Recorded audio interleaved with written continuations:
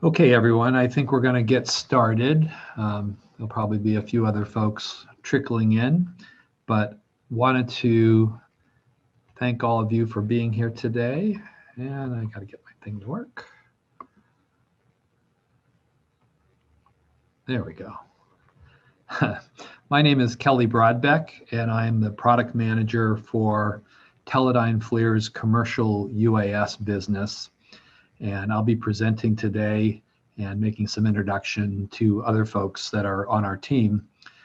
As we go through this, if you can send any questions to the Q&A function, and we'll answer questions at the end of the presentation. This should take about 20 to 25 minutes to do. I am aware that some of you attended a webinar a few months ago when we had, among other topics, this topic today of thermal zoom. But I wanted to do this one again. We did that previous webinar when we had just released our Vue TZ20 product. And although we work with customers during development and we had beta tests of various kind, our experience, with real world situations with the product was limited at that point.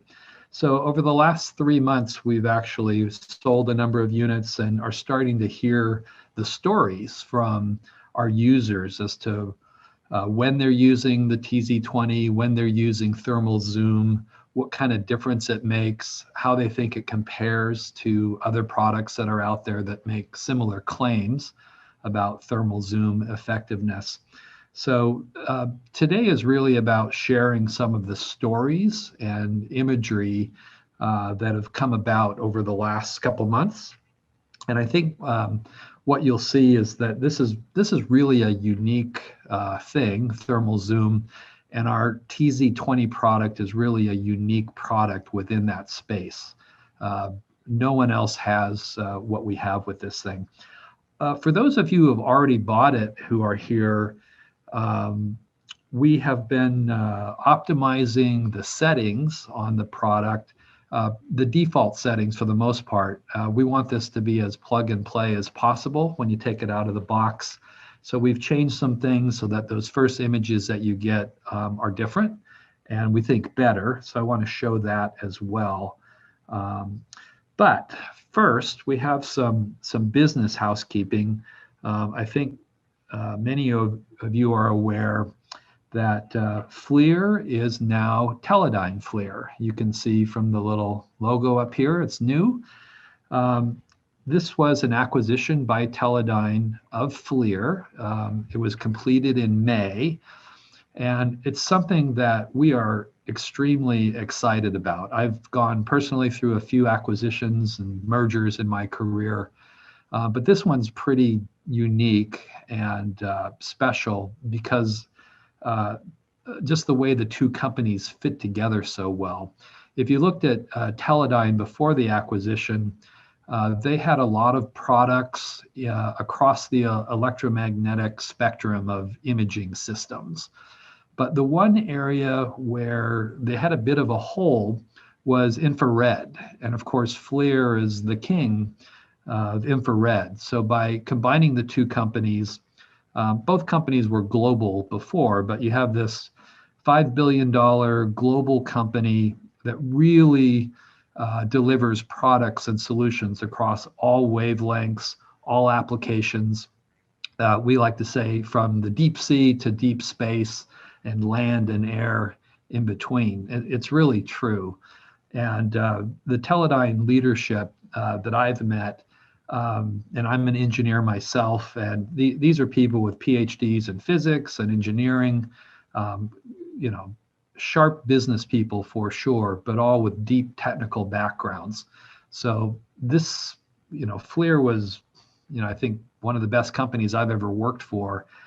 I think now it is the best with the addition of Teledyne and all the things that we can do to stay ahead of all the copycats that are out there and really bring true innovation to the market, like the technology that we're going to talk about today. So, full range of cameras, sensors, integrated solutions, and a full range of delivery systems. We're going to focus down here today on the SUAS space, but this is really a very capable company that we are today, and we're very excited about it all. One other piece of housekeeping before we dive into thermal zooming is just to talk about thermal a little bit. I know many of you are very familiar with thermal imaging, but just briefly for those of you who are not, and for whom this is new, it's basically a part of the electromagnetic spectrum that's outside of the visible range. The wavelengths that our sensors can detect correlate with certain kinds of heat signatures.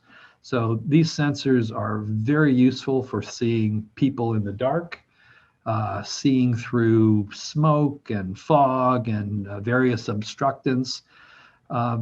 What our cameras are an array of pixels, right? And each of those pixels can be turned into a kind of thermometer, and you can get a temperature reading if it's set up correctly. This is a world of radiometry. You'll hear about radiometric thermal cameras. So you can use a radiometric thermal camera to see what we have here is a pump getting hot, and you can measure, if that amount of heat is okay or not, and do all sorts of corrective actions. Thermal and IR imaging, really useful for enhancing things that are far away, that it gives you levels of detail that visible alone doesn't give you. And we have technology where we blend visible and thermal images together. And then, of course, detecting people, animals out on the road, bicyclists, a lot of application for thermal in the automotive space. So powerful technology that we play with here. Okay, so let's turn to today's topic, small UAS and thermal, but this whole area of thermal zoom. So taking a thermal image like this, and okay, what am I seeing here? And really zooming in and seeing with accuracy, there are people here, there's a car here, this is an archway. Thermal zoom is really about optimizing the power of thermal and putting a very useful tool into everybody's hands. And it's really become standard in the UAS space. A couple years ago, it was the cutting edge newfangled thing. Everybody has it now. Here's some of the leading small airframes that are out there, all with thermal cameras on them, 640 by 512 resolution, et cetera. And they all have 1 degree or another of thermal zoom, 8x up to 16x. And it's all there, and it's all standard because it's so useful. This allows you to follow things and find things more closely without having to move the airframe. And we're going to come back to this point over and over throughout the talk today. If you can move your eyes, if you will, move closer to what you want to see visually without having to move the airframe, in many applications that extends your flight time, it extends your mission, allows you to avoid flying to false positives. This is one of the stories that we have from our users. It's with this first responder group doing search and rescue. They were in California in a chaparral kind of open space. So rolling hills, grassland, some rocks here and there, some trees here and there, but looking for an older person that had wandered away. And what they found was in that landscape, the rocks from a distance and a person were kind of hard to distinguish. And in their previous missions, they would have to fly the airframe from point to point, check out these bright spots that they're seeing, and go, oh, that's kind of a rock. That's not what we're looking for. With the thermal zoom, and that's a false positive, right? With the thermal zoom, they're able to stand back and scan a wide area. When they see a bright spot, they just zoom into it and go, oh, that's a rock, or no, that's a person And it just saved them a lot of time, or as they put it, extended their mission, the amount of time they could be in the air looking for somebody. So they were quite happy with the whole thing. With regard to industrial equipment, we have another story of roof inspector looking at HVAC ducting on the roof of a building, and where they were flying and just the rules that are in place. They couldn't get that close to the building. But they, with the thermal zoom, were able to stay, set back as far as they were supposed to. They were above the building, but zoom in and get some very nice shots of leaks in the ducting, and then put a tag on that so that the maintenance crew of that building can go take a look at what the problem was. The other stories we hear is from law enforcement and surveillance. The whole idea that you can take a look at situations and not have that drone sound overhead. I'll show you some things today where the drone, where the aircraft is quite far away from what's being watched. No way that you can hear the rotors and the airframe from a distance. So surveillance in silence is one of the advantages of thermal zoom. However, not all thermal zoom is created equally. In fact, our Vue TZ20 we think is very special and unique, and pretty much everybody else has an inferior zoom capability in thermal because it's pure digital.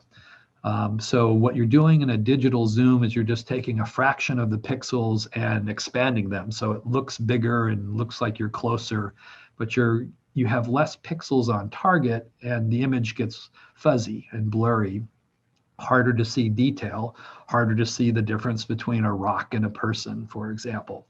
So I just created a little basis here, common thermal resolution these days would be a 640 by 512 thermal camera. At standard viewing, what we call the 1x zoom level, you do the math, it's a little north of 300,000 pixels that are available. When you go to 5x, suddenly our competitors will drop to 23% of that original 1x level because they're just cutting down the number of pixels, focusing on a certain area and blowing that area up on the display. It's a lot less resolution. With the Vue TZ20, because we have two thermal cameras on the payload, when we go from 1x to 5x, we maintain the number of pixels on target. So you get to 5x and you still have all 300,000 plus pixels looking at the image. When you go to 10x, the digital zoom is down to 6% of the original level. We do a digital zoom going from 5 to 10, but we still have 25% of the original level. And I'll show you how good that still looks. At 20x, no one else has that. And while we're down to 6% of the original level, there are situations where that's super important. And I'm going to show you one of those situations today. Bottom line, at any of these zoom levels, we're putting more than 4 times the number of pixels on target. And that's why this is so powerful. Okay, first let's look at some still images, and then we'll do video. The TZ20 records both. This is 2 airframes, a competitor flying a competitive thermal camera, and the TZ20 is flying on the DJI Matrice. A couple of things to point out here. First of all, this is 400 feet up in the air. We're a third of a mile away from this area here that we want to investigate. You can see here, our competitors do certain settings with their cameras to try and get contrast and clarity. Some people might say, yeah, I like that picture. It's, the things that I want to stand out. It's very crisp. Over here, there's more noise, but this actually isn't noise. This is the ocean, and this is the normal amount of heat variation that you see in the ocean. You can see here the horizon bending around. We like this better, and that's why we've set the default settings on our camera in this way. You'll see in the thermal zoom situation, if you start out with these sorts of settings, you run into problems, and this is one of the reasons why we don't, why we do it the way we do. So here's no zoom, us versus them, if you will, okay, from quite a distance away. This is the 5X, so we still have all 100% of our 300,000 pixels on target, and you can see it's a nice crisp image. Here's the ocean. This is buildings, a parking lot next to the beach. You can see the detail in this palm tree here and these other trees. Here's a person, here's a person, here's a car. We're kind of zooming toward this round feature because it's, I mean, we're really far away. It's we needed something big and round to use as a reference point. Over here, starting to be a big fuzzy blur. And this chimney thing here is getting washed out. Here you see a nice granularity. Little difference in the field of view between these two systems. It's why they're sized a little bit differently, but I think it's still a pretty good apples to apples comparison. If we go to 10X, forget the other guys. I mean, there's just, you can't even see anything there. We still have a lot of pixels on target. We're looking in here and just seeing more detail on what's going on. At 20X in this situation, no one else has this. This one, you know, okay, those are people, you know, a common technique, people will bounce in and out between these zoom levels. On the controller, it's just, you know, as you're scanning and moving and looking, you move from one to the other. The 20X has a very practical use case, which we'll get to. But this is what it looks like in this situation. Okay, well, let's look at the video for this. And I'll apologize if I mess this up a little bit. Sometimes well, you'll see. Let's just run the video and see how it looks. So we'll do about 10 seconds at each of the settings. You see the highway there, cars going by. And now we want to zoom into this building of interest and where people are hanging out and doing their thing. And here you can see them walking around. So, you know, think of this maybe in a law enforcement surveillance situation. This is 1/3 of a mile away from the target. Nobody is hearing this aircraft, and just watching what's going on, watching the cars move around, etc. Now we're at the 10X level. You see a little bounce, a little bit of a wind in the airframe. Pilot here is moving it, panning to the left a little bit. But you clearly see, folks, some activity going on. And you can imagine the competitors at this, you know, you would just see blobs. Here's the 20X. Clearly, these are people. They're not rocks, and they're moving. I think at a certain point here, we see some suitcases come by. I think this is a hotel. But pretty powerful stuff. Okay, that's that one. Now let me take you to this situation. Now this is at the beach, and we're gonna zoom in. Here's my cursor. You might see this little dot right there. That's an oil rig. That's 2 miles away. There's actually people in the water out here, and the furthest one out is a 1/2 mile away. And so this is just people at the beach surfing, but you can imagine how this might play out in a search and rescue sort of situation. Because this is a restricted area, we couldn't put the aircraft up in the air, so we're just up on a bluff, 50 feet up. You're going to see people in the water. They're not these people here. We're going to be basically looking at this area right here. And let's see. Start this, and I'm just going to stop it here and there. And let me just pause that. Okay, so we've gone to the 5X. So you can see here, these folks aren't visible at all. If this was a search and rescue situation, you'd have to fly out here. You'd have to take the time and the battery power to go look what's here, because back this far, a half mile away, you're going to see nothing, right? So let's go back to the 5X. And okay, so the oil rig is starting to, now you can see it. You can see what we call the Christmas tree, the cranes that are on it. If this was an industrial inspection situation, you'd obviously get a lot closer than 2 miles away, and you can check out things and see what's hot and what's not. But folks in the water here, and I'm going to find right here. Let's pretend all of these people that are surfing aren't there, and this is real search and rescue, and we're looking for someone.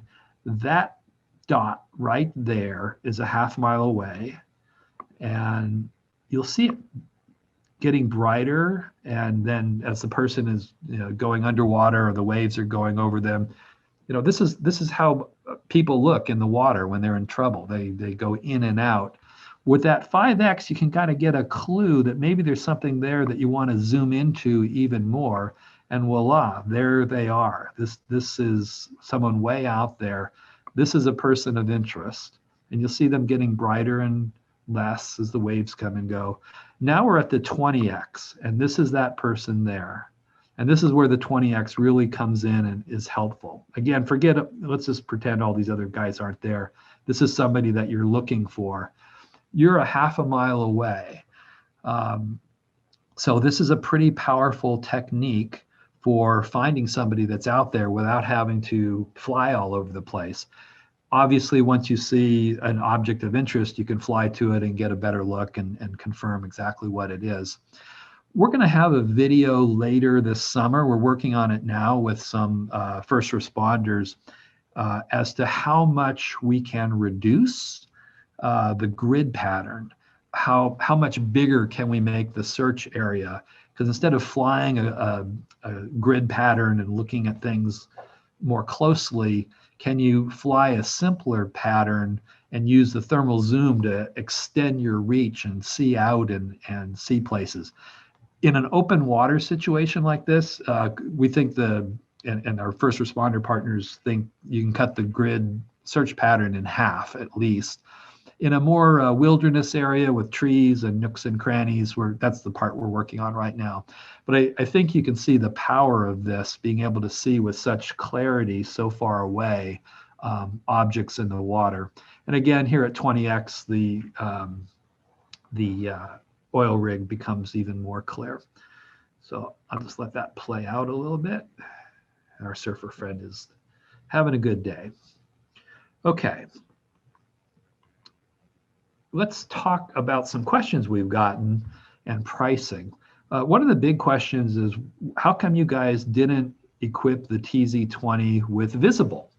And the answer is, when we were designing the product, we found that a lot of our customers, and this does fly on a DJI Matrice, one of the Matrice airframes, most of our customers already had a visible camera. This is a Z30 here.